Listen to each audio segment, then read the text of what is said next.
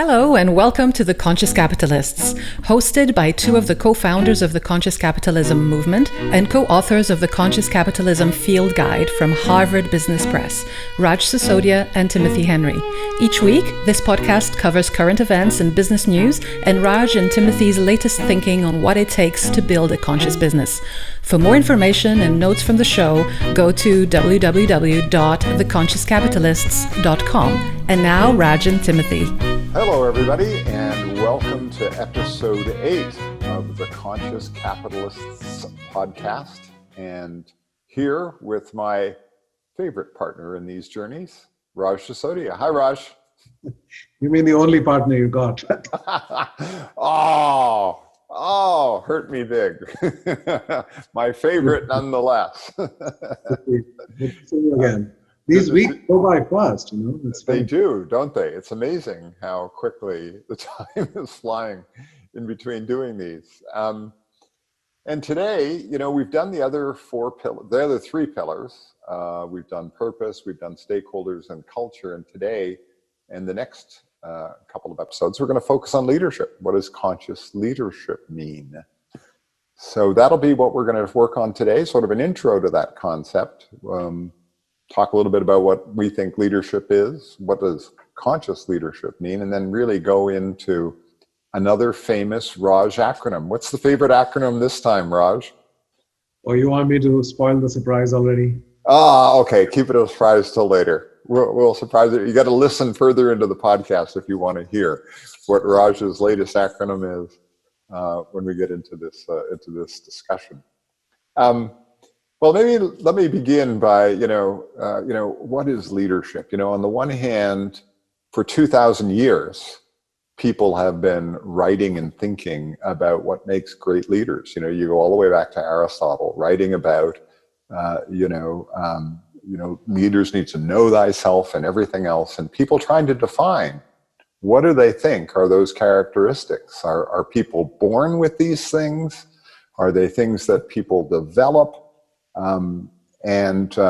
Starting way back then, it was, of course, the great man theory that, you were sort of born a leader, and that if we studied enough about what those characteristics were, we'd know what a leader is. And so leadership theory has been around for a long time. And I think at one level, the simple definition I love is from John Quincy Adams, where he just sort of said, if your actions inspire others to dream more, learn more, do more, and become more, you are a leader. Yeah, and this may be the most written about subject of all. Tens of thousands of books, and yet the least well practiced. So, the number of truly exemplary leaders in the world, even throughout history. Is not that many, right? And the part of it has to do with why did people become leaders? It was so rooted in power and ego. It was about becoming Alexander the Great, right? Or becoming, ruling over, lording it over other people.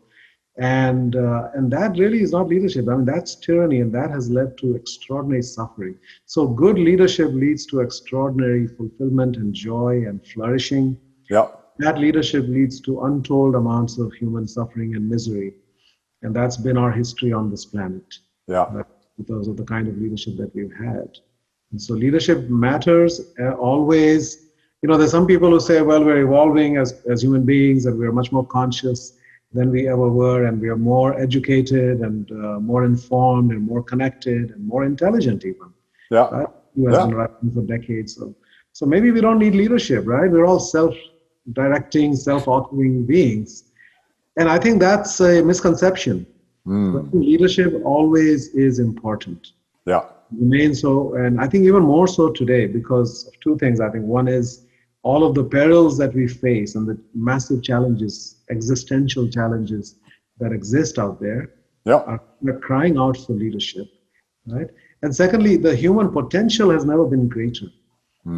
Capacities of each of us at an individual level are far greater than they've ever been, but all of that has to be channeled into something constructive. So I think, again, we start with the Drucker quote often in these cases. because he expresses ideas so beautifully. So he said there are only three things that happen naturally in organizations: friction, confusion, and underperformance. Everything else takes leadership. So you can bring the most well-intentioned, intelligent, talented, caring people, put them in a room, come back 2 hours later, and you will return to friction, confusion, and underperformance. Yeah. Till somebody steps into the mantle of leadership, Yeah. the awesome responsibility of leadership, which is to say, what are we trying to do here? What's our vision for what is possible?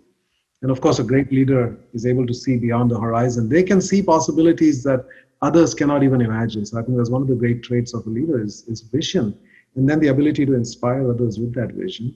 Yeah. And then, of course, the more mundane but important task of how do we get there, right? What's our strategy? What's our plan? How do we utilize each of our strengths and the resources that we have in order to achieve or realize or come closer to that vision? So I think leadership is as important or maybe more important than ever. In today's world, the shortage of leaders is as acute as ever. Well, I think you're so right, Raj. I mean, one of the things that we talked about last time was about creating truly human organizations. And as we've discussed before, you know, truly human organizations need truly human leaders. And Walter Robb, who was the co-CEO of Whole Foods for a number of years, had a quote that I liked, which is, the leader you are is the person you are. You know, in a sense, it's about the personal as well, you know, about who you are as a human being. And an organization can never be more conscious than the level of consciousness that the leaders, or the humanity that the leaders bring to it.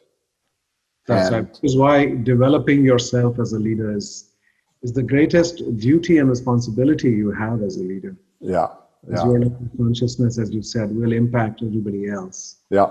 In experience. And yet at the same time, there's also been, you know, different mindsets of what we've expected from leaders. You know, in the 20th century, you could argue it was about competition, winner takes all. You know, it was about being logical, rational, and being achievement oriented. And even in our leadership development, we thought about it in terms of skills or competencies, something we could train people on. And often, as you said, you know, it became a very ego-driven kind of exercise. And I think that as we move into the 21st century and we face these enormous uncertainties that businesses face today, you know, look at where we are today, right? With the virus and the political uncertainty, dealing with this kind of uncertainty takes a different kind of mindset of leader. You know, it needs to be somebody who's coming from the we space and is thinking about how we are doing this. Collaboration, shared winning, as much from the heart and mind, and being able to connect with people from an empathetic point of view. You know, a lot of what we've talked about in terms of, you know, servant leader type of things. And I think that that's the challenge that leaders have today, is how do we combine the heart and the mind together so that we get the best of our people, and that's what we need. The image of leadership, of the sense of what is a great leader, I mean, a lot of that is still locked into our collective memory based upon what used to be, right? You look at movies in the old, you know, the vision or the ideal of a leader is General George Patton. Right? The strong man is right? Well, my favorite example is saying, take General George Patton and let's put him in Silicon Valley in a you know, a startup over there and see how well that style goes. You know, like, oh, maybe not so well. I think there's a lag still, right? Because so I would say it was rooted in a militaristic way of thinking.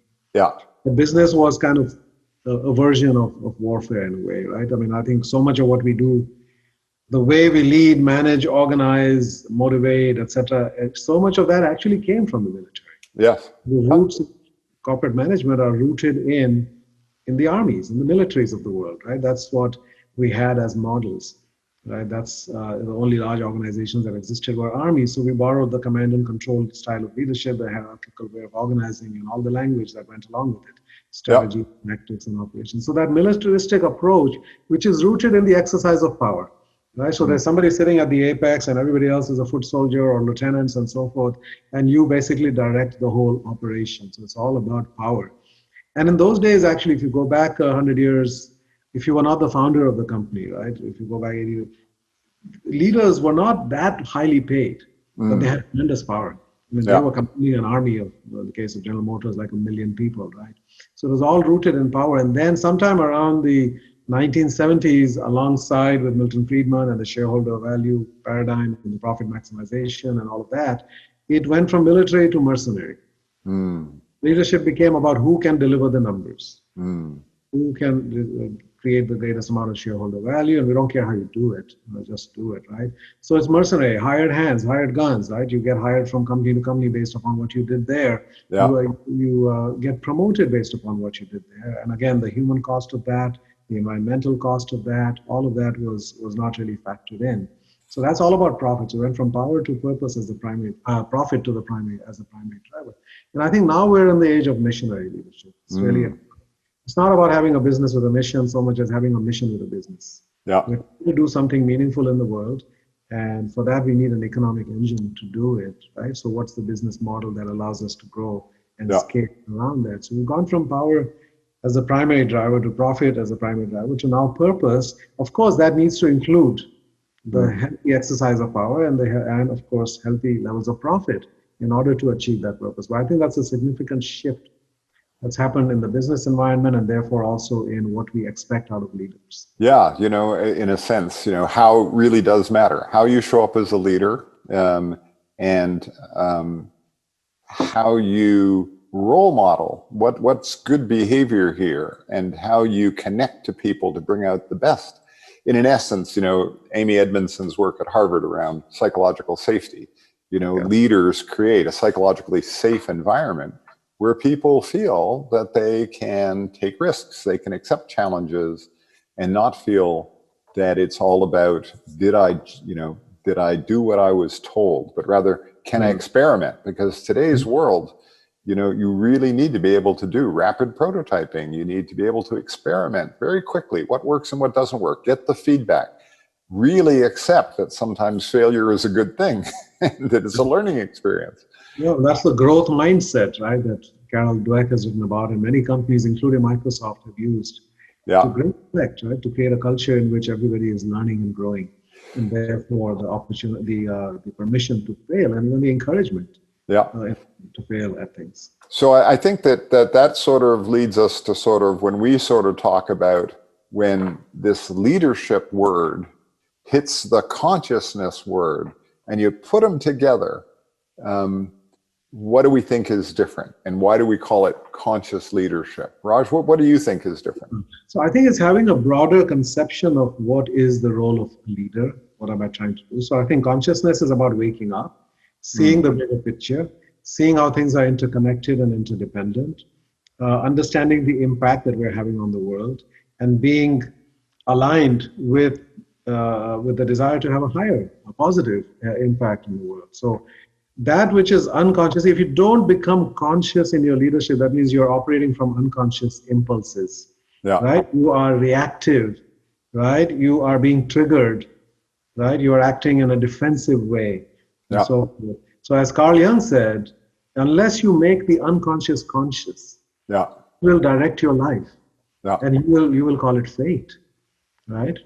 So the question is, who is driving your car? Are you driving your car, or is it being driven by all of these random influences that you happen to accumulate over your lifetime? I think that is the real journey here. I love that, Raj, because, you know, I think it partly plays to this shift that we're making between leadership being a doing, leadership does something, to leadership being a being. So it's more than knowing. It's really about emotion more than cognition. It's about spirit, maybe more than matter. I mean, I think that's, you know, Fred Kaufman's definition that he was playing with in his book, Conscious Business. But it's about the being aspect, and not just the doing and knowing. It has to start, it's an inside out, right? Or there's an inner game and an outer game. So much of leadership work is focused on the behaviors that we want and the skills and competencies, right? But it has all sourced from somewhere, and we have to work at that source level. Because then the appropriate behaviors and skills will emanate. So combination again of being and then doing, that will result in the right kind of doing.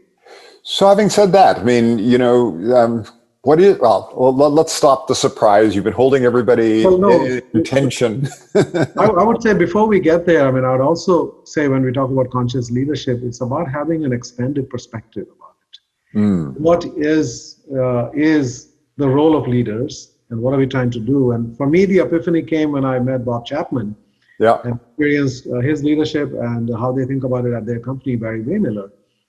And when he said the leadership is the stewardship of the lives entrusted to us, that the way we lead impacts the way people live, which means what happens, it's not, I used to think it's about what happens 9 to 5, Monday to Friday, you have a great experience, you're purposeful, you're treated with respect and dignity, you've got empowerment and freedom and all of the great things. But the fact is the way we lead impacts the way people live. So they'll go home and treat their children and family in a certain way, depending on what we have created at work and what we have taught them about leadership. Right? So it's an expanded perspective to say it's first of all the stewardship of the lives entrusted to us. It's not just about saying how can I use this army of people to achieve our goals. It's about saying how can I, with these people, go to a better place, take them to a better place, help them develop and evolve as human beings as they are meant to. Right?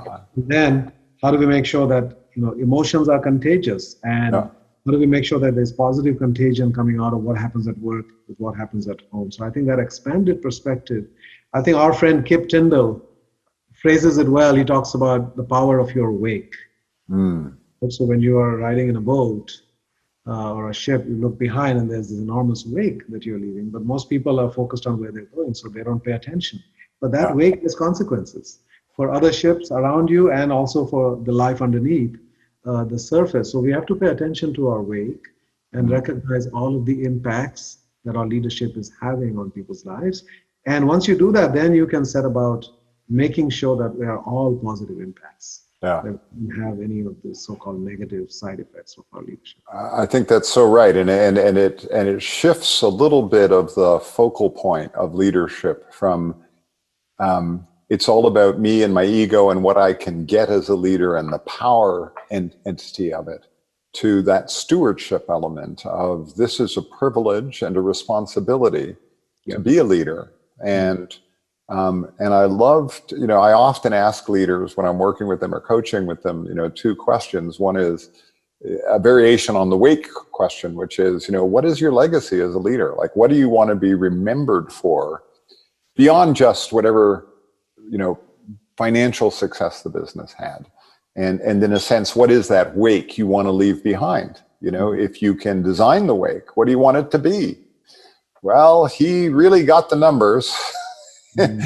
he was a jerk and he stepped over people, but he got the numbers. Like, wow, that's a wonderful legacy.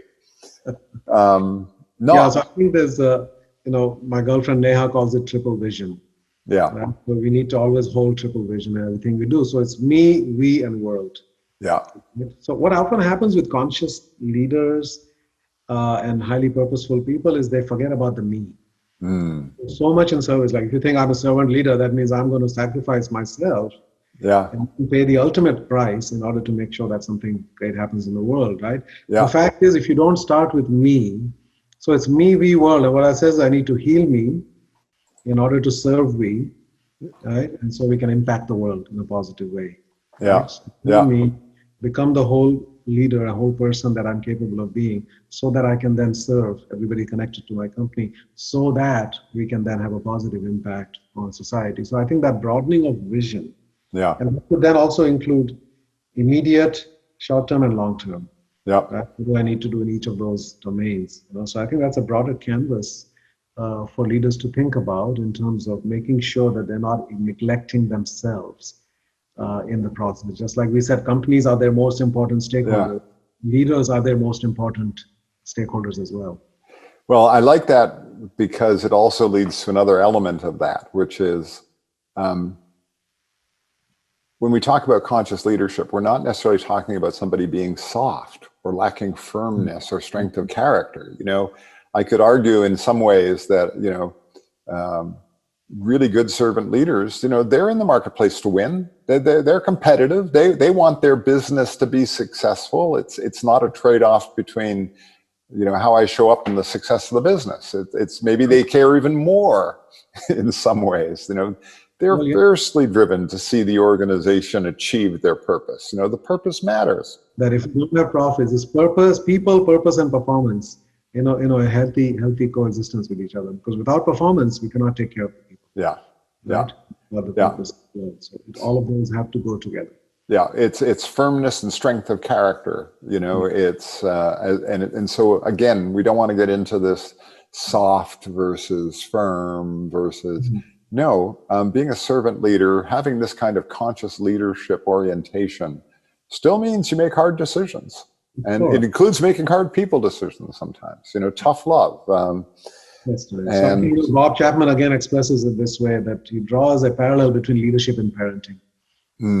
Parenting, leadership is the stewardship of the lives entrusted to us, as is parenting, right? Yeah. And that doesn't mean always saying yes. Yeah. That includes tough love, and saying no is the right thing to say at times. Yeah. So moving people to standards and so forth. Yeah. Yeah. I think ultimately those leaders have a sort of paradoxical combination of sort of, deep personal humility, and yet at the same time, intense professional will, you still have to have that will to operate and it's inspired from a different place, but Absolutely. It doesn't go away in terms of it being a necessary, if not sufficient quality of being a really good leader. I think that's we can get into now the qualities to cultivate as a conscious leader. Perfect. So that means you're going to unveil we're going to have the big unveiling now of the acronym of the day. So the acronym here is SELFLESS. Conscious leader is selfless. So what do we mean by that? What is the opposite of selfless? It is selfish. So if you're a selfish human being, what does that mean? And you become a leader and you're a selfish human being, fundamentally. What that means is you're going to look at everybody you lead and see them as objects for your success. Right? I'm going to use all these people to do things that are going to help me realize what my dream is. Right? And that makes you a tyrant. That is not a leader. It's the definition of a tyrant. Somebody who uses other people, the people they lead, in order to achieve their personal goals. Yeah. So a true leader has gone beyond even self-actualization, which is the peak in Maslowian development psychology. It is self-transcendence, as Viktor Frankl talked about. There's the level beyond self-actualization, which is self-transcendence. And I am now about the collective self. By the way, that has to include me, because if I'm not alive or I'm not healthy, I can't serve, but it has to be broader than that, right? So selfless. And it kind of builds on servant leadership to an extent, but it goes beyond that, right? And so then it stands for the qualities. It starts with strength.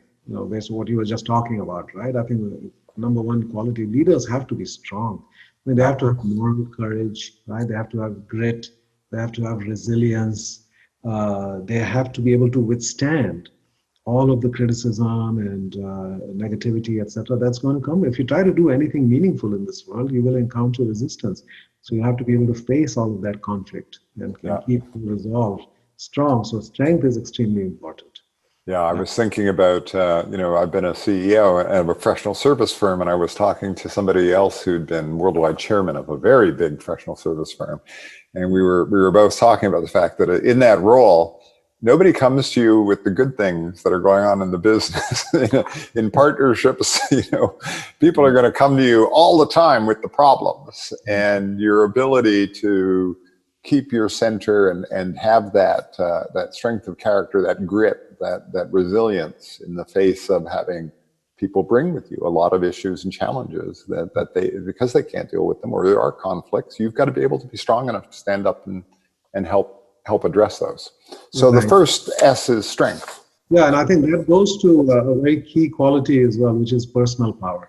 So we have to cultivate personal power as a leader. All of us have to, really. And what does that mean is it's not positional power, right? So you get power from your title, right? But the day that title is gone, you have zero power. Yeah. But if you have power that emanates from within, from you being connected to your essence, for your higher purpose, right? And you're drawing upon, the source in a way for the strength, because you're doing something that is in harmony with what's needed in the world and what's your true destiny and purpose in this life, you have access to that incredible power. So cultivating personal power is that whole distinction between power versus force. There are a lot of leaders who who have power over people, not power with. Right. It's power with people. That for you to become strong doesn't mean other people have to become weak. For you to have more power doesn't mean you steal power from others, right? So it has to be have power with. So how do you cultivate personal power? And that's a big part of this journey, is knowing your values, using those values to make aligned decisions, knowing how to draw healthy boundaries, leaning into necessary conflict in a way that's honest and curious and accountable and compassionate. And those are some of the things that's a journey, I think, for us to go on. And I think it's interesting that I find conscious leaders who are generally very nice human beings, right? They're rooted in love and they have a spiritual side to them and so forth. Some of them, and maybe many of them, are uncomfortable with the exercise of power. Somehow power is seen as a corrupting thing, right? And therefore, they may not be as much in their personal power as other leaders are, who are, sort of militaristic and, hard charging. I think what we need to do is to empower conscious leaders, have them more in their personal power. As Peter Senge has said, power and virtue need to go together, right? And unfortunately, in the world, they very often do not. Another quote also I came across yesterday that I want to share here. That separating church and state was a good idea, but separating power and consciousness is not. Right? So you think about that, power and consciousness need to come together. So again, we need to empower conscious leaders and make sure that they cultivate enough strength to be able to do what we want to do, because that strength is then deployed in service of something noble that needs to emerge in the world beyond just shareholder value for one particular company. Right? So that is the S in selfless. Then the E is energy, enthusiasm, right? It takes a lot of energy, obviously, to be a leader. Right? Doesn't mean you have to be an extrovert and, jumping on, the chair all the time. Obama used to hop around on stage like a mad monkey, but you still have to have tremendous energy. And I think leaders draw upon that because they're connected to soul, conscious leaders, and they have a sense of meaning and purpose, and that gives them energy. Right? Energy and enthusiasm that goes with that. And then the third is love. Conscious leaders have to come from a place of love and care for others. Their primary motivation has to be rooted in love. Right? You have to come from a place. Think about it. Think about the strength and the love. Right? The S and the L. Strength without love is tyranny. Now, we had lots of leaders in the last century on the global stage who were extremely strong leaders who almost destroyed human civilization. Hitler and Stalin and Mao and Pol Pot. I mean, we had no shortage of those guys, right? Strength without love. Love without strength is ineffective. It doesn't get anything done, right? It's passive. Yeah. So we need strength and love together. Yeah. And that's a combination, right? Martin Luther King said we must be tough-minded and tender-hearted. Yeah. That combination, so the leaders who embodied that combination, Lincoln, Gandhi, Mandela, King, they shifted the world for the better. Well, it's also interesting, Raj, is that, the opposite of love is fear. And, to the earlier point about psychological safety, a leader who doesn't bring their love or their caring and to the workplace, what are they bringing then? They're bringing power and position, ego and fear. And that's never going to bring out the best in your people. And, going back to just being very pragmatic about innovation and the ability to experiment and learn quickly, which is so critical to business success today. If people don't feel safe and they don't feel cared for, then they're not going to be at their best. And that emanates from the leader who creates that atmosphere around them. And so that idea that the leader is someone who cares, and I just think it's such a human thing. We want to work with people who care about us. Who wants to work for someone who thinks they don't care about me and I'm just a means to an end for them? It just doesn't work. As human beings, we want to work in groups or teams where we feel there's caring and appreciation. We will do extraordinary things in those settings. I mean, people will achieve extraordinary things when they have a leader who they believe cares about them. And in order to be a leader rooted in love, you have to love yourself, right? You can't love others if you don't love yourself, which means that you also need to heal yourself. Because you cannot come from a place of love and care for others until you heal yourself. Because if you're carrying around these inner wounds, usually rooted in childhood experiences and traumas, we all have some level of PTSD, right? Things happen in each of our lives. Life is difficult enough. So if you haven't processed that, and if you haven't healed those traumas, then you will be coming from a place of fear and from a place of triggering and sort of amygdala hijack of suddenly, Yeah. It's that me-we continuum. It's a continuum from the me to the we as a team. And as a leader, trying to do that well requires a certain level of self-awareness and self-knowledge. Which also would then include vulnerability, right? You love yourself and love others, you're going to be willing to be open with them and be vulnerable and show, where you need help or your challenges that you face. Which leads to the next letter, F, which is flexible. That ability to be vulnerable, flexible, that ability to move and shift appropriately and have that fluidity of how you think and how you empower and enable your team is, I think, an important part, and hence the F in the selfless. Right. So you show up with the right energy for that situation, right? So you've cultivated, as you know, I wrote a book called S.E.L.F.L.E.S.S, Leadership, which was about integrating the masculine feminine, right? So that's kind of the strength and the love, if you will, right? Yeah. Not to generalize, but and it's not talking about men and women. It's just talking about masculine energy, feminine energy. I mean, that's kind of rooted in certain sets of things. So it's about integrating those, and then we also have a further two dimensions, which is kind of the higher self and the child self. So there's the wisdom, the parent side of ourselves, or the divine side. The wisdom, the purpose, the meaning, the sense of other interconnectedness. And then there's the joy and sort of sense of wonder and curiosity that comes from a child energy. A healthy adult human being is one who has integrated all of these. Yeah. So you've got the healthy parent and the healthy father in there: strength, courage, focus, resilience, discipline, structure, right? Goals, winning. The healthy mother, compassion, empathy, unconditional love, caring, inclusiveness, forgiveness. Then you have the wise elder energy, meaning, purpose, right? Big picture, systems thinking, and the curiosity, joy of a healthy child, right? The fun. And the playfulness. Without that, you don't get innovation. You don't get creativity, right? So you need to cultivate all of those. The phrase we use, Nilima and I, is the wise school of tough love.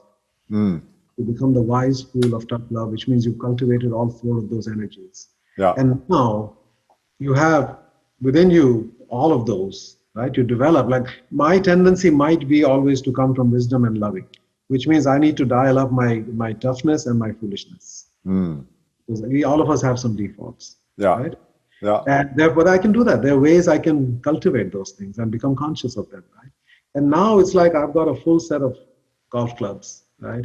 When I encounter a situation and I know if I show up with toughness here, it's only going to make it worse. I need to show up with love, or I need to show up with wisdom, or I need to just lighten the atmosphere. And that's the flexibility. Well, I love the fact that, some of these, what people would call spiritual traditions, are actually now getting anchored more in the science of adult development, the work of Keegan and Leahy around vertical development of human beings, of adults. How do adults develop? What are the stages adults go through as they literally grow up? And, often we start to think about that in terms of, you're a level 3 and I'm only a level 4, or, I'm a level 5 and, you can't understand me because I'm a level 3. And the reality is that, that you want somebody who's balanced across all of those levels. So I like that way you just blended that of sort of saying, a fully functional adult is someone who's able to be very comfortable working across multiple levels. And that's really important. Yeah. And I think if you look at the greatest leaders that we admire, Dalai Lama embodies to me the wise school of tough love. He's incredibly wise, and then he's always giggling and saying, and playful. And of course, he's incredibly strong, standing for Tibet all these years. And, and loving, so it's all of those. I think great leader Gandhi was like that too, right? So that's the F. And now the next L is long-term orientation. So this is where you start to say someone who's got a vision and is able to look over time and connect the things we're doing today to the direction of the true north that we're trying to, and communicate that very, very clearly, and come up with, tangible plans of how they're going to connect what's going on today to that long-term vision. Right, and that can actually go, it needs to go even further. So what is the time horizon of most leaders? The typical CEO lasts, 3 to 5 years, I think, in a public company, somewhere in that range.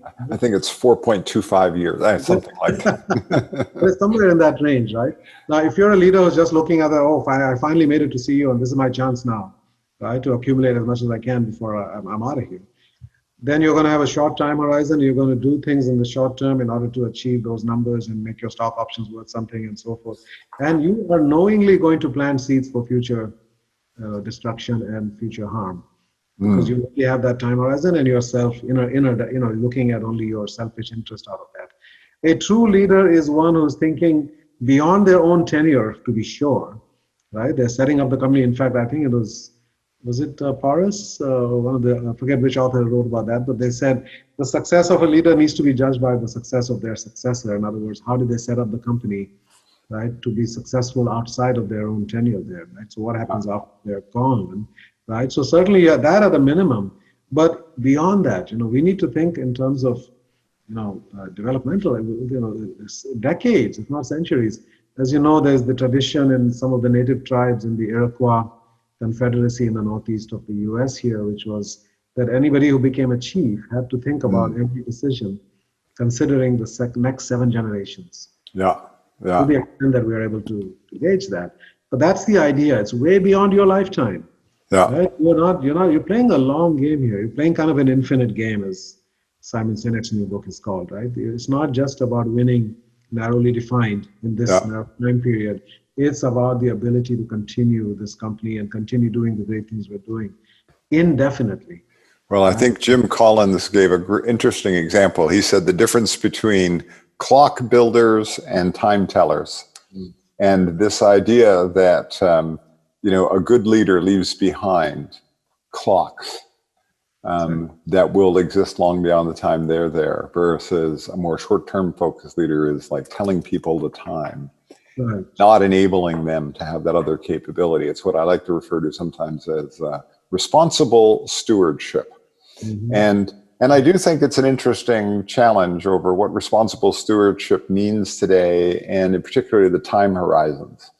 Because I do think that there's sort of one argument that says, the 7 generations question, we got to be thinking about the 7 generations when we make a decision.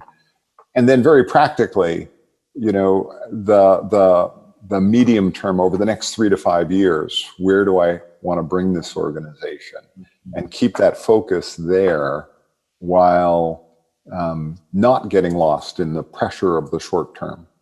And a strong leader with a long-term focus manages to resist there's a lot of pressure that comes, especially now in the time of coronavirus, and costs are what they are, but revenue is going away. A lot of pressure right now to make some short-term decisions.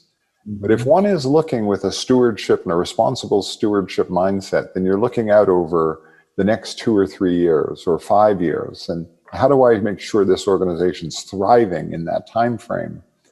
I've got to make some balances there, and being able to hold both those perspectives is what I think really is an incredibly important characteristic of a long-term oriented leader. Right, and that then connects to the remaining 3 I'll just mention together. So it's emotional intelligence, spiritual intelligence, and systems intelligence. Right, and they all go together. Let's just talk about systems first, because not only thinking long-term, right, in terms of time, but also across. Right, so understanding that everything is interconnected and interdependent, and what are the consequences, all of the consequences of these decisions that we're making, and how do we make sure that every part of the system that we're part of ultimately thrives, and recognizing that this planet is one system. And within that, of course, every system is nested within a larger system. Right? So we need to understand at a deep level how all of these things function together. Very few leaders actually have that capacity. And we don't teach it in business school, by the way. I think this is almost like a malpractice. Yeah. Most business teach about culture, we don't teach system thinking. I've seen it manifested in some companies where I'm in a client right now where we're having this discussion about the difference between complicated and complex. That there are complicated problems, and in a sense, complicated problems can be solved with a linear mindset. We just work away and we will solve the problem. When you get into the world of systems, you get into complexity, and you get into a place where maybe there are non-linear approaches that need to be taken. The Otto Schirmer or Joseph Jaworski theory U approach of, listen, if we could figure this out, we would, but we can't. So we need to really shift the mindset we bring to problem solving to say we need to understand the system, and we need to get multiple points of view in the room. We need to be thinking about multiple different scenarios, and it's a different way of problem solving. Right. And so this systems level thinking is really about dealing with very complex problems that can't be linearly. And every company faces those, and we all face those collectively, right? So we have to make sure, otherwise we are part of the problem. We are adding to all of the challenges that we face if we don't take a systems lens on it. And then the other two, emotional intelligence, of course, we don't need to explain very much, but knowing yourself and interpersonal, inner awareness about your own emotional state, and then how do you, and the interpersonal intelligence as well. Those are essential qualities, right? And Daniel Goleman's work and many others now, that's pretty much front and center. And we're recognizing, we used to only care about IQ, right? Pretty much the smart people became the leaders if they also deliver the numbers. But now we recognize, of course, there's Gardner's 8 or 9 kinds of intelligence, right? The good news about these, and spiritual intelligence, of course, understanding the role of meaning and purpose in our life, and so that deeper being connected to a deeper source, whether you are religious or spiritual, however you think about that. The great news about all of these last 3 is, unlike your IQ, which is fixed pretty much at birth, you're born with a certain, genetic capacity for analytical intelligence, as far as I know. And it can only go down, or you can sustain it by making sure you stay sharp. But these other 3 can be grown by leaps and bounds. You can increase your emotional intelligence dramatically, as with the other 2 as well, and they ultimately matter more. So all of them can be developed. Well, the emotional intelligence one I like because it comes back to the me and the we question. In essence, at one level, when Goleman's talking about emotional intelligence, he's talking in a sense about my own self-awareness and my own self-management. How good am I at doing those kinds of things? And then there's the we element, which is my empathy, the ability I have to sort of have empathy and social awareness of how others are feeling. And relationship management. How do I create good, positive relationships with the people around me? And so it's again, to the me and the we woven together.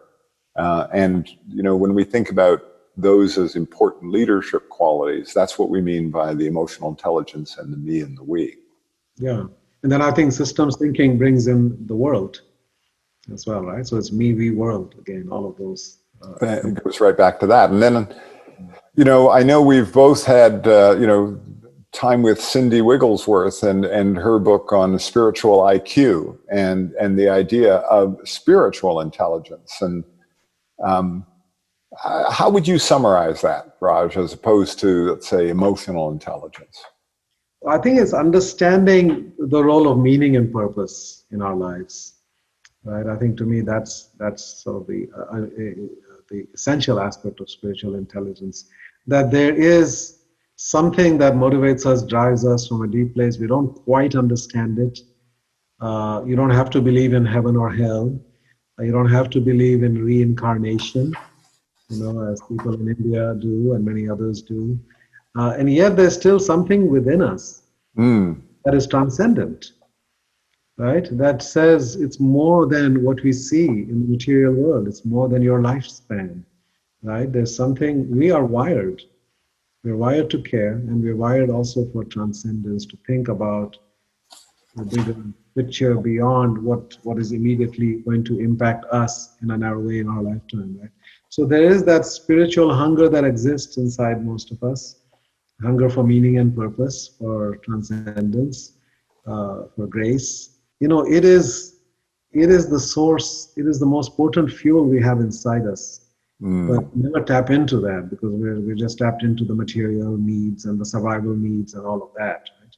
Yeah. But what really causes people like Viktor Frankl and others, and anybody who does great things in the world, they are driven by something deeper. Yeah, I think at one level, it is, in a sense, that this switch from living in an egocentric kind of way, where our level of awareness is very tight around the me and my needs, to, in a sense, whatever one wants to call it, one higher self, higher presence, higher power, spirit of life, God, the sense of God.